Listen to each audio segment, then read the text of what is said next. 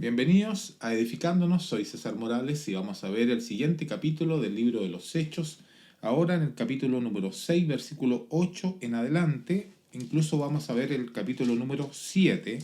Es un poco largo este capítulo, pero no vamos a ver todos los detalles de él. Vamos a algunos puntos específicos, vamos a revisar y vamos a comenzar con la lectura del versículo 8 al versículo 15 del capítulo número 6. Esteban, lleno de gracia y de poder, hacía grandes prodigios y señales entre el pueblo. Pero algunos de la sinagoga llamada de los libertos, incluyendo tanto sireneos como alejandrinos y algunos de Cilicia y de Asia, se levantaron y discutían con Esteban, pero no podían resistir a la sabiduría y al espíritu con que hablaba. Entonces, en secreto, persuadieron a algunos hombres para que dijeran: le hemos oído hablar las palabras blasfemas contra Moisés y contra Dios. Y alborotaron al pueblo, y a los ancianos y a los escribas, y cayendo sobre él, lo arrestaron y lo trajeron al concilio. Presentaron testigos falsos, que dijeron: este hombre continuamente habla en contra de este lugar santo y de la ley. Porque le hemos oído decir que este Nazareno, Jesús, destruirá este lugar y cambiará las tradiciones que Moisés nos dejó. Y al fijar la mirada en él, todos los que estaban sentados en el concilio vieron su rostro como el rostro de un ángel. Aquí seguimos con la historia que Lucas nos estaba relatando antes, si ustedes se recuerdan, en el capítulo número 6, en los versículos 1 hasta el versículo número 7, estábamos viendo justamente un problema que suscitó la Iglesia de Cristo en un comienzo, y fue que la ayuda que se estaba entregando a aquellos que tenían necesidades específicas, en este caso viudas, estaba siendo mal repartida y hubo ahí un problema. Entonces los apóstoles eligieron a 7 diáconos, ayudantes, que pudieran encargarse de estos temas, y ellos debían ser llenos del Espíritu Santo y de sabiduría, según el versículo número 3, llenos de fe y del Espíritu Santo, según el versículo número 5, y a quienes eligieron eran Esteban, Felipe, Prócoro y los demás. Bueno, este Esteban es el que vamos a encontrar ahora en el versículo número 8, que está lleno de gracia y de poder. Lleno de gracia y de poder. ¿Y poder en qué sentido? Dice el versículo enseguida: hacía grandes prodigios y señales. Eso lo habíamos visto en los capítulos anteriores. Es que primeramente los apóstoles, recibiendo el bautismo en el Espíritu Santo en el capítulo número 2, recibieron poder, y poder también de hablar en lenguas y de hacer milagros, señales en medio del pueblo. Y eso lo vimos en varias oportunidades que así fue. Pero esta es la primera vez que se nos va a mencionar aquí en el libro de los Hechos que alguien distinto a los apóstoles también realizaba grandes prodigios y señales. ¿Cómo es eso? Bueno, eso lo podemos explicar yendo al capítulo número 8, versículo 18. Obviamente, cuando lleguemos a ese capítulo vamos a ver con detalle esta situación. Y en este capítulo 8 encontramos a Pedro y a Juan yendo a Samaria, y dice en el versículo 18 específicamente sobre un cristiano llamado Simón. Era un hombre que se había convertido al cristianismo en ese momento, y cuando vio que el Espíritu se daba por la imposición de las manos de los apóstoles, les ofreció dinero y les dijo: dadme también a mí esta autoridad, de manera que todo aquel que sobre quien ponga mis manos reciba el Espíritu Santo. Entonces vemos que la recepción del Espíritu Santo era por medio de las manos de los apóstoles. Los apóstoles imponían las manos sobre aquellas personas que ellos estimaban conveniente, y recibían entonces un don, el don milagroso de poder hacer, como dice la palabra, cosas extraordinarias, milagrosas, ¿no? Volviendo al texto, dice que hacía grandes prodigios y señales en medio del pueblo. Entonces este Esteban estaba maravillando a toda la gente que estaba ahí.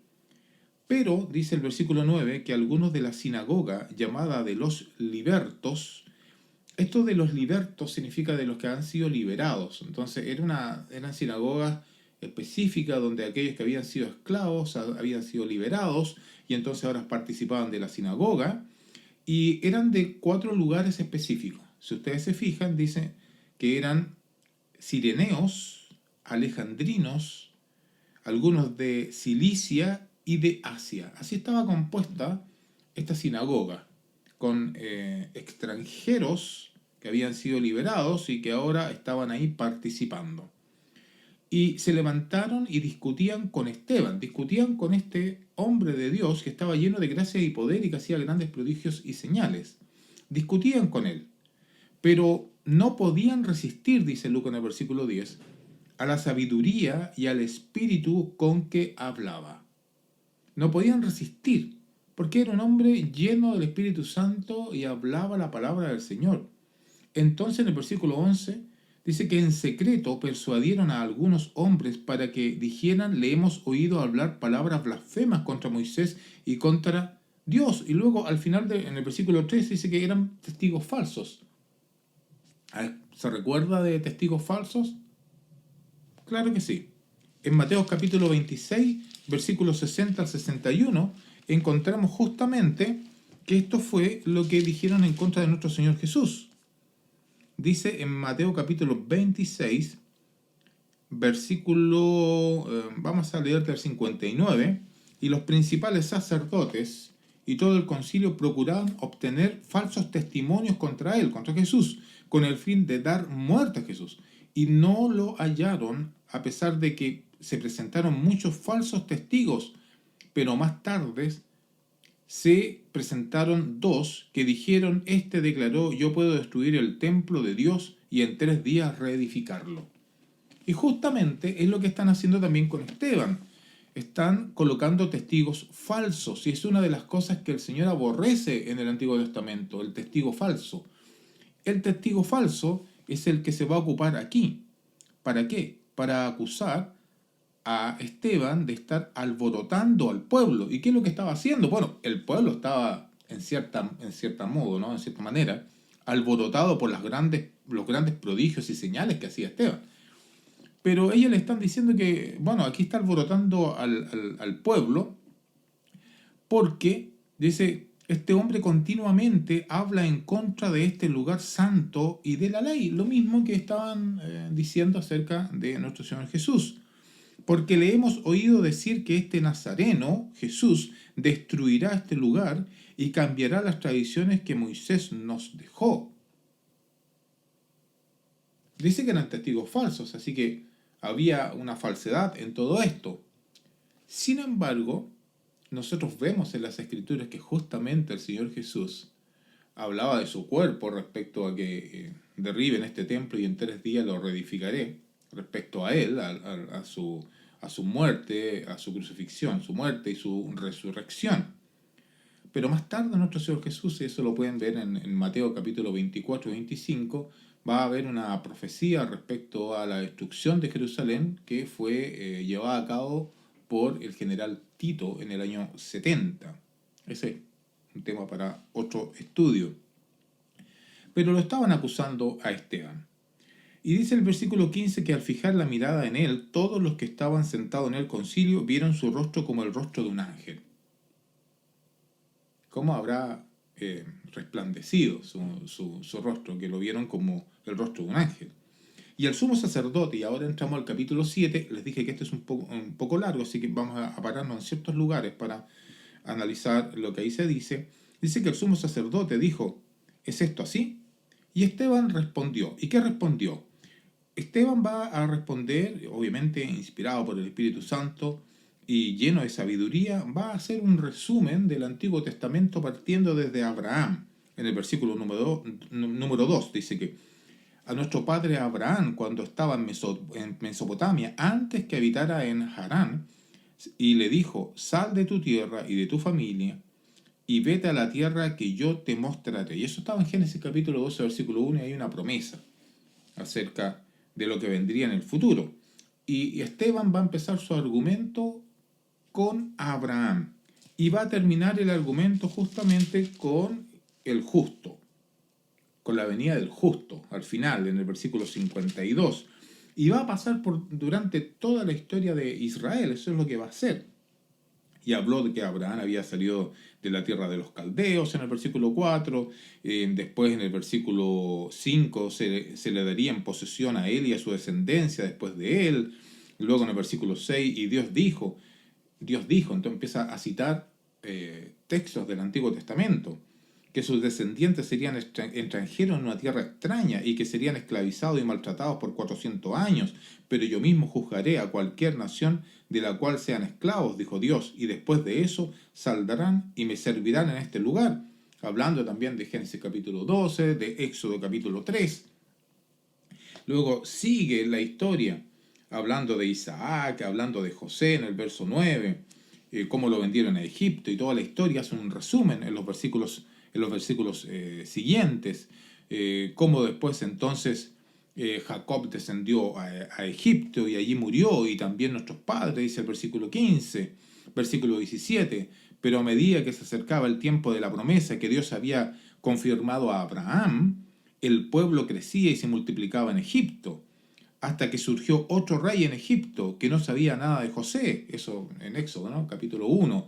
Y efectivamente, después de toda esa generación, un nuevo faraón, aquí le llama rey, ¿no? Un nuevo faraón, en Egipto no conocía nada de esta historia y entonces esclavizó al pueblo hebreo. Luego en el versículo 20, fue por este tiempo que Moisés nació. Era hermoso a la vista de Dios y fue criado por 3 meses en la casa de su padre, y después de ser abandonado para morir, la hija de Faraón se lo llevó y lo crió como su propio hijo. Y Moisés fue instruido en toda sabiduría, dice el versículo 22, en toda la sabiduría de los egipcios, y era un hombre poderoso en palabras y en hechos. Y empieza ahora a fijar la historia, el relato en Moisés. A Abraham y a todos los que estaban ahí, ellos conocían perfectamente, porque estaba hablando justamente al sumo sacerdote y a todos los que estaban ahí al concilio.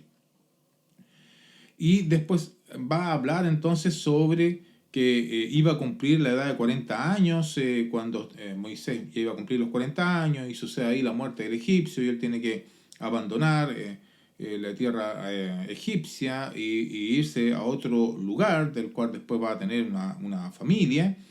Y dice en el versículo 29 que Moisés huyó y se convirtió en extranjero en la tierra de Medián, donde fue padre de 2 hijos, y pasado 40 años, después de 40 años más, 40 más 40, 80, ya tenía 80, se le apareció un ángel en el desierto, en el monte Sinaí, en una llama, en una zarza ardiente, y así ya conocemos la historia. Y lo que vemos después es que en el versículo 37, este es el mismo Moisés que dijo a los israelitas, Dios levantará un profeta como yo entre sus hermanos. Entonces fíjense cómo el argumento parte en Abraham, parte entonces con toda la descendencia, llega hasta Moisés, sigue contando la historia en un resumen espectacular que hace, y luego entonces une aquí en el versículo 37 a Cristo. ¿Cómo? Dice, Dios les levantará un profeta como yo entre sus hermanos. Eso lo dijo en Deuteronomio capítulo 18, versículo 15. Y sin más, Pedro, en el argumento que dio al principio, aquí en Hechos, en el capítulo 3, en el versículo 22, después de haber sanado a un cojo y que las autoridades lo llevaron ahí para interrogarlo, y vamos a ver en el capítulo 3, versículo 22, Moisés dijo, el Señor Dios les levantará a ustedes un profeta, como yo entre sus hermanos, a él prestarán atención en todo cuanto les diga, y sucederá que todo el que no presta atención a aquel profeta será totalmente destruido entre el pueblo. Asimismo, todos los profetas que han hablado desde Samuel y sus sucesores en adelante también anunciaron estos días. ¿De quién hablaba? De Jesús. Ese es el profeta. A él tienen que oír. No a mí, dice Moisés. Nunca, no, ya no más a mí. A él, a Cristo. Y este es el que estaba en la congregación en el desierto junto con el ángel que hablaba en el monte Sinaí y con nuestros padres, y el que recibió palabras de vida para transmitirla a ustedes, hablando de Moisés, ¿no? En el versículo 38. Y sigue el relato. Y después viene el tema de la caída del pueblo de Israel, cuando hicieron entonces dioses, en este caso el becerro, olvidándose del Señor.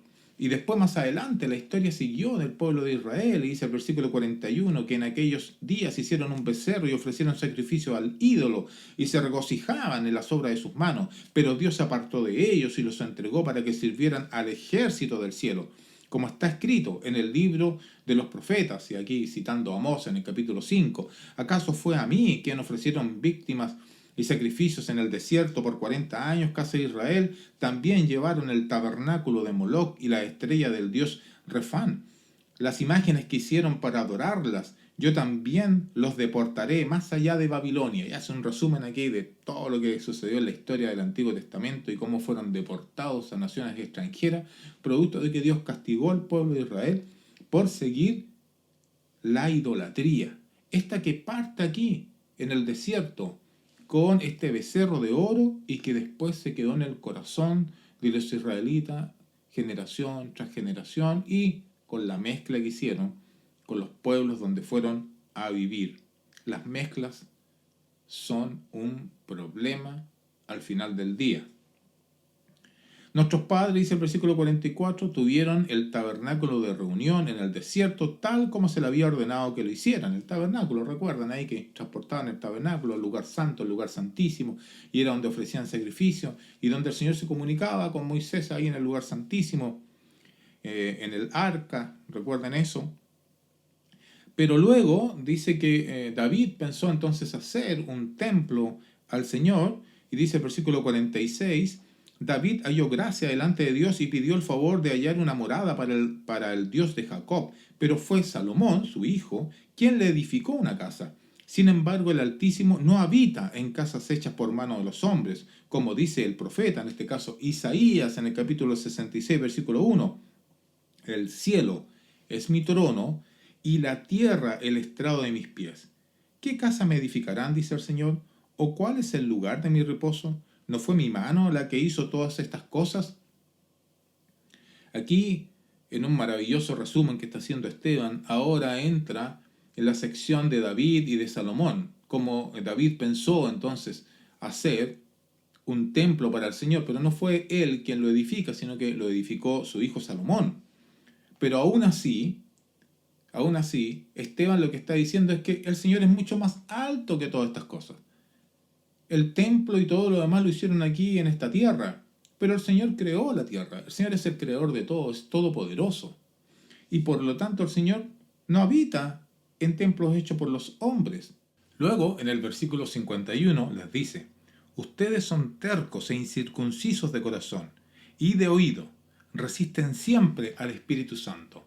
Así como lo hicieron en el Antiguo Testamento, también ahora, en este preciso momento, con las palabras de Esteban, están resistiendo al Espíritu Santo, ya que Esteban estaba lleno del Espíritu Santo, lo vimos al principio, ¿no? Como hicieron vuestros padres, así hacen también ustedes. Versículo 52. ¿A cuál de los profetas no persiguieron sus padres? Ellos mataron a los que antes habían anunciado la venida del justo. Les dije que terminaba aquí el discurso con Cristo. Parte con Abraham, termina con Cristo. Mataron al justo, justamente, es lo que hicieron. Y había sido anunciado por los profetas, del cual ahora ustedes se hicieron traidores y asesinos. Ustedes que recibieron la ley por disposición de ángeles y sin embargo no la guardaron. Obviamente, al oír todo esto, se sintieron profundamente ofendidos. En el versículo 54, profundamente ofendidos. Qué gran contradicción respecto a lo que vemos en el capítulo 2, versículo 37, donde aquellos que escucharon el Evangelio por boca del apóstol Pedro, dice que al oír esto, conmovidos profundamente, dijeron, varones hermanos, ¿qué haremos para la salvación? Estos otros, dice que al oír esto, se sintieron profundamente ofendidos y crujían los dientes contra él. Pero Esteban, lleno del Espíritu Santo, fijo los ojos en el cielo, vio la gloria de Dios y a Jesús de pie a la diestra de Dios, y dijo, veo el cielo abierto y al Hijo del Hombre de pie a la diestra de Dios. Entonces, ¿qué hicieron ellos? Gritaron a gran voz y tapándose los oídos se lanzaron a una contra él, como fieras, echándolo fuera de la ciudad, como lo hicieron con Jesús. Fuera de la ciudad, comenzaron a apedrearlo, que era lo que la ley establecía cuando habían este tipo de situaciones que iban en contra de la ley, ¿no? Los apedreaban, una muerte horrible, dolorosa. Y los testigos pusieron sus mantos a los pies de un joven llamado Saulo. Y ahora va a entrar en escena, aquí en el libro de los Hechos, este Saulo que más tarde va a ser el gran apóstol Pablo. Y mientras lo apedreaban, Esteban invocaba al Señor y decía: Señor Jesús, recibe mi espíritu. Claro, porque iba a partir. Iba a dormir, como va a decir el versículo siguiente. Cayendo de rodillas, clamó en alta voz: Señor, no les tomes en cuenta este pecado. Aún en este momento terrible que le estaban dando muerte, Esteban pidió al Señor que no le fuera tomado en cuenta el pecado, porque Esteban lo que estaba mirando era el alma de esas personas. A pesar que eran malas, Esteban estaba mirando el alma de ellos, que podían tener la oportunidad de convertirse al Señor al escuchar el Evangelio. Habiendo dicho esto, durmió. Durmió. Es una palabra que ya se ocupó desde Daniel, del capítulo 12, versículo 2, y también más tarde aquí en el libro de los Hechos, en el capítulo 13, versículo 36, vamos a encontrar la palabra durmió, siempre en referencia a los santos. Duermen. Veamos 1 Corintios capítulo 15, versículo 6, donde el apóstol Pablo también ocupa la palabra dormir. Capítulo 15, versículo 6, dice que sobre la resurrección del Señor Jesús, que se le apareció más de 500 hermanos a la vez, la mayoría de los cuales aún viven, pero algunos ya duermen. Duermen en el Señor en la esperanza de que el Señor vendrá a buscarnos y resucitaremos. Y luego termina este capítulo diciendo que Saulo estaba de completo acuerdo con ellos en su muerte, en la muerte de Esteban. Saulo en este momento es un perseguidor de la iglesia. Aquí va a marcar un punto de inflexión en la historia de la iglesia del Señor en este versículo. De aquí en adelante veremos algo increíble, cómo el Evangelio se va a ir proclamando por todos los lugares hasta llegar a nuestros países, hasta llegar a nuestros oídos. Aquí, con Saulo, que estaba en completo acuerdo con ellos, dando muerte al primer mártir de la iglesia del Señor, Esteban. Que el Señor les bendiga.